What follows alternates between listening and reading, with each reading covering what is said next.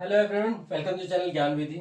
और आज हम बहुत ही इंपॉर्टेंट वीडियो लेके आए हैं जिसको हमने स्पेशली डिजाइन किया है सीसीएस एग्जाम पर्पस के लिए, जो LLB, BLLB and BCom LLB के लिए। फर्स्ट ईयर के बच्चों के लिए जो एलएलबी करने आते हैं उनके साथ हमेशा ये दिक्कत रहती है कि किस तरीके से आंसर फ्रेमिंग हमें करना चाहिए। और आप इस वीडियो में लास्ट तक बने रहिएगा। ये वीडियो आपको 60% प्लस मार्क्स सिक्योर करने के लिए हेल्पफुल रहेगा। तो चलिए स्टार्ट करते हैं। एग्जाम पॉइंट ऑफ व्यू के लिए मैंने 7 पॉइंट्स बनाए हैं। इन 7 पॉइंट्स के साथ अगर किसी भी आंसर को किया जाए तो काफी सारी चीजें कवर हो जाएंगी।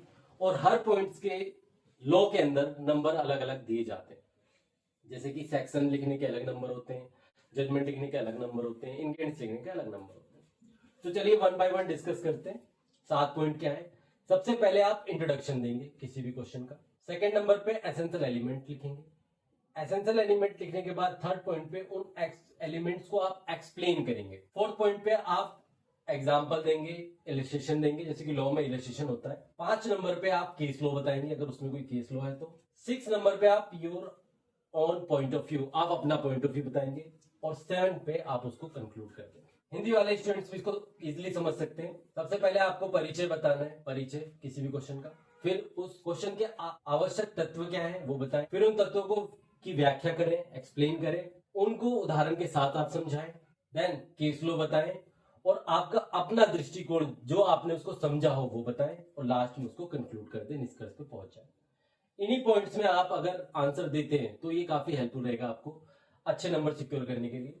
आगे बढ़ने से पहले मैं आपको कुछ इंपॉर्टेंट फैक्ट्स बताना चाहता हूँ लॉ के अंदर। इससे पहले आप एग्जाम दे के आए होंगे, बट अदर फील्ड्स के एग्जाम और लॉ के एग्जाम में अंतर होता है। लॉ के एग्जाम ऐसे रैंडमली नहीं दे सकते आप, जैसे कि आप बीए के एग्जाम देते हैं, बीकॉम के एग्जाम देते हैं या 12th के एग्जाम देते हैं।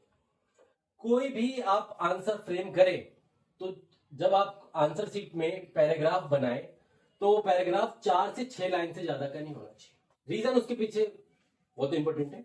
एग्जामिनर को आपको समझाना है कि भाई आपने क्या लॉ के अकॉर्डिंग क्या समझा है, और उसको आप पैराग्राफ में बना के देंगे तो उसके लिए पढ़ने में भी आसानी होगी, उसका टाइम सेव होगा।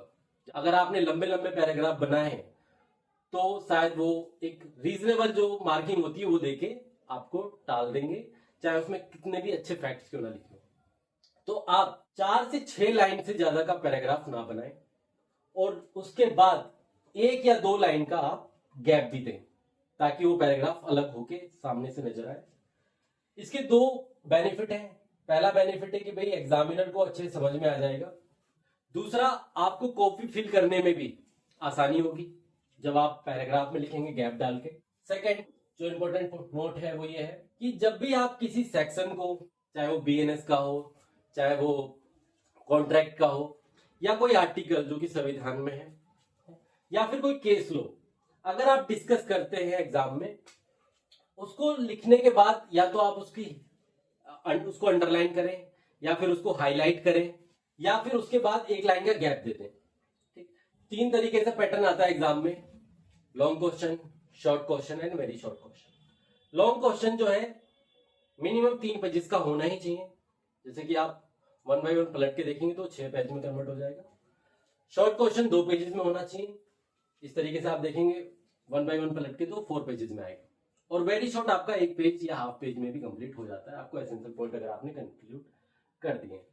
एंड थर्ड इंपॉर्टेंट पॉइंट है कि जब भी आप 2 चीजों को कंपेयर करके लिखें, जैसे कि बीएनएस में आपको एग्जाम में आता है कई बार कल्पेबल होमोसाइड और मर्डर के बारे में लिखो, उन दोनों को लिखने के लिए आप 2 कॉलम बनाएंगे। एक तरफ कल्पेबल होमोसाइड का कॉलम होगा, एक तरफ मर्डर का कॉलम होगा, और उसमें पॉइंट टू पॉइंट लिखेंगे। इस कॉलम में कल्पेबल होमोसाइड के बारे में, उसको मर्डर के बारे में। जैसे एग्जाम्पल के तौर पर कल्पेबल होमोसाइड में इंटेंशन होती है, नॉलेज होती है, लाइकली टू कॉज डेथ होता है। मर्डर में आपका इंटेंशन होती है, इमिनेंटली डेंजर होता है, ऑफेंडर नोज होता है, ऑल प्रोबेबिलिटी होती है, मस्ट होता है, विदाउट एनी एक्सक्यूज। अब ये वीडियो पहले से मैंने बताया डिजाइन किया गया है सीसीएस एग्जाम पैटर्न के आधार पे। जिनको लगता है कि हमारे मार्क्स काफी कम आते हैं तो वो भी इस पे अपनी राइटिंग स्किल को आप थोड़ा इंप्रूव करें। और सबसे इंपॉर्टेंट, अगर आपको कोई केस लो याद नहीं है तो कोई फेक नेम, कोई गलत नाम अपने पास से ना बनाए, क्योंकि एग्जामिनर को ये बात पता होती है कि लैंडमार्क जजमेंट क्या है, तो वो आइडिया लगा लेते कि जजमेंट है या नहीं है। दूसरा, अगर आपको सेक्शन याद नहीं है, कोई आर्टिकल याद नहीं है, तो गलत आर्टिकल ना लिखे, गलत सेक्शन ना लिखे, आप उसको स्किप कर सकते हैं।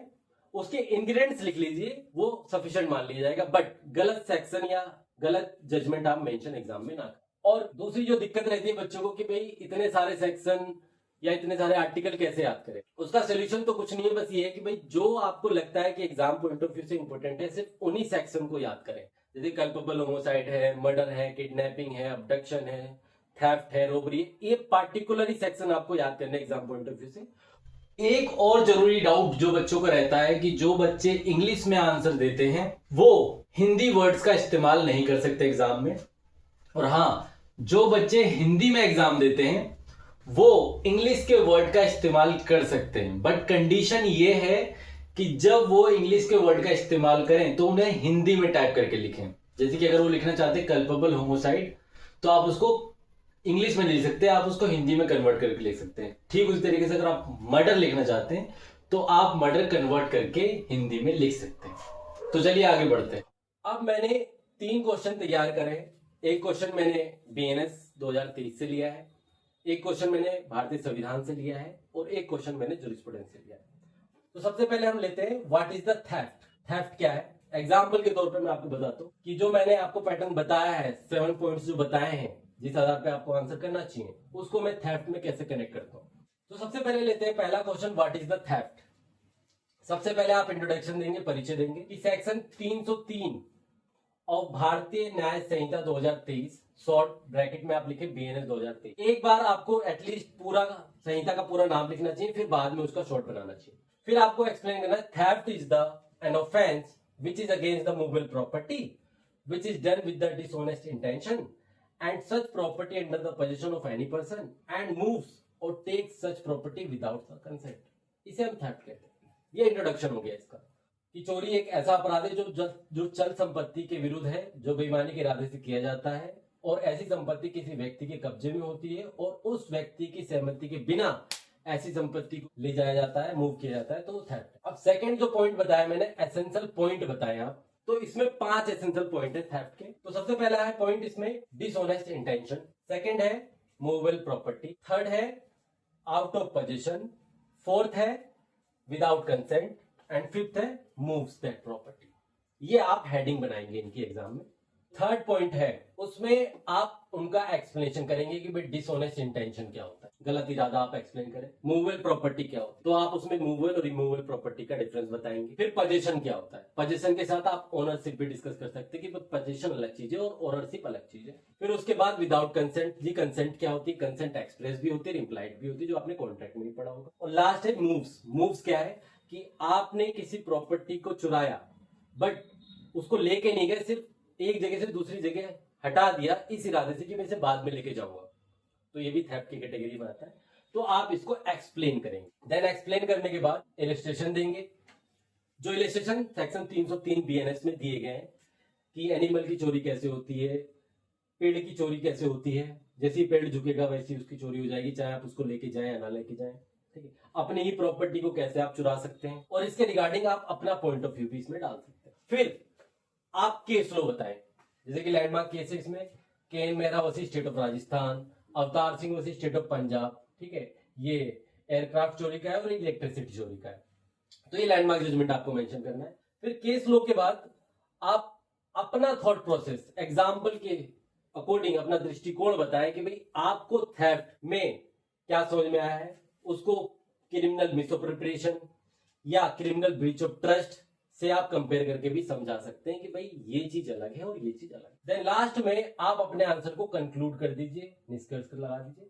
इसमें आपको जाहिर सी बात है कॉपी भी फिल करनी है, तो जो भी आपने शुरू से लेके एंड तक लिखा उसका एक ब्रीफ निष्कर्ष आप एंड में डाल दीजिए कि भाई थेफ्ट के एसेंशियल पॉइंट ये है, उसका एग्जांपल ये है, ये मूवेबल प्रॉपर्टी के लिए होता है, ये ऑफेंस अगेंस्ट द प्रॉपर्टी है, ये क्रिमिनल ब्रीच ऑफ ट्रस्ट और क्रिमिनल मिसअप्रोप्रिएशन से अलग है। देन ये आपका आंसर कंप्लीट हो जाएगा। आई होप सो आपको ये समझ में आया हो। इन 7 पॉइंट्स पे ही आपको एग्जाम पैटर्न डिस्कस करना है। नेक्स्ट क्वेश्चन लेते हैं, इंडियन कॉन्स्टिट्यूशन। आपके और हेल्पिंग हैंड के लिए मैंने एक क्वेश्चन कॉन्स्टिट्यूशन से भी निकाला है जो सेम 7 एसेंशियल इंग्रेडिएंट्स पे फिट बैठेगा। तो अगर क्वेश्चन आता है what is the equality in the constitution, तो आप इसे आंसर को कैसे फ्रेम करें। तो सबसे पहले आप इंट्रोडक्शन लिखें, फिर article 14 of the constitution of India 1950 1950, ठीक है, ये मेंशन भी कई बार जरूरी माना जाता है, which says about equality before the law or equal protection of the law, and state will not deny any person and treat all individual equally without any discrimination whether he is a citizen of this country or not. Further, this article is not a absolute right, there is a concept of the reasonable classification or rule of law. तो introduction में आपने इतना बता दिया, आप इसे हिंदी में भी ऐसे लिख सकते हैं कि भैया जो अनुच्छेद 14 है भारतीय संविधान 1950 का, वो किस बारे में बात करता है। आप इसका स्क्रीनशॉट ले लीजिए। फिर आपको एसेंशियल एलिमेंट्स, जो मैंने आपको थेफ्ट वाले केस में बताया, सेम प्रिंसिपल यहाँ भी अप्लाई होगा कि भाई आप सबसे पहले बताएं इक्वालिटी बिफोर द लॉ और इक्वल प्रोटेक्शन ऑफ लॉ का मतलब क्या होता है। इक्वालिटी बिफोर द लॉ कि भाई रूल ऑफ लॉ है इस देश में, ठीक है। Equal protection of the laws कि भाई किसी को भी डिस्क्रिमिनेट नहीं किया जाएगा लॉ के बिफोर, लॉ सबको इक्वली ट्रीटमेंट देगा। फिर उसके बाद what is the rule of law कि भाई ये भी जो प्रिंसिपल है ये आर्टिकल 14 में है कि भाई nobody is above the law, सब लोग रूल ऑफ लॉ के अंडर में आते हैं। फोर्थ पॉइंट है कि एनी पर्सन, जो एनी पर्सन है उसका मतलब क्या है कि भाई एनी पर्सन मींस कि चाहे वो सिटीजन है चाहे नहीं है इस देश का, सबके लिए इक्वल ट्रीटमेंट। और what is the reasonable classification, ये आर्टिकल 14 में लिखा नहीं है बट ये डॉक्ट्राइन उसमें है। जो आर्टिकल 14 है, जो अनुच्छेद 14 है, वो जनरल रूल है कि भाई सबके लिए इक्वलिटी होगी, बट आर्टिकल 15 एंड 16 इसके अपवाद हैं, इसके एक्सेप्शन है कि भाई इक्वालिटी लाने के लिए रिजर्वेशन दिया जाएगा, वुमेन और चिल्ड्रन के लिए बेनिफिट के लिए लॉ बनाए जाएंगे, ठीक है। तो ये जो है रीजनेबल क्लासिफिकेशन है, बेसिकली लाइक अ रिजर्वेशन। तो ये आपको बताना है, ये एसेंशियल इंग्रेडिएंट्स है।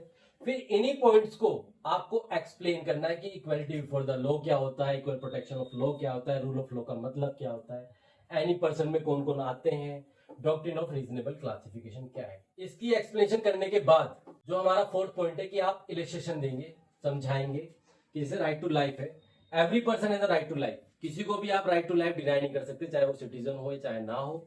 तो आपको ये एग्जांपल के थ्रू समझाना है कि भाई किसी इंसान को आप अरेस्ट करते हैं other than a preventive detention, तो 24 आवर्स में उसको प्रोड्यूस करेंगे बिफोर द लॉ, ये लॉ है, ये सब पे इक्वली अप्लाई होगा। फिफ्थ पॉइंट है केस लॉ। जैसे मैंने बताया केस लॉ आपकी कैपेसिटी पे डिपेंड करता है, जैसे आपने आर्टिकल 14 लिख दिया तो उसके मार्क्स आपको अलग मिलेंगे, एसेंशियल पॉइंट लिखे तो वो आपके अलग से मार्क्स देंगे। इस तरीके से केस लॉ का अलग से मार्क्स होगा। लैंडमार्क केसेस में Air India versus Nagesh Mirza, state of West Bengal versus Anwar Ali, EP Royappa versus state of Tamil Nadu, equality को डायनेमिक कॉन्सेप्ट बताया गया, बहुत ही लैंडमार्क जजमेंट है। And Saira Bano versus Union of India 2017, ये लैंडमार्क जजमेंट है। इसमें काफी और लैंडमार्क जजमेंट है, ये डिपेंड करता है कि आपने कौन से सेलेक्ट किए हैं, कौन से आपको आंसर में लिखने हैं।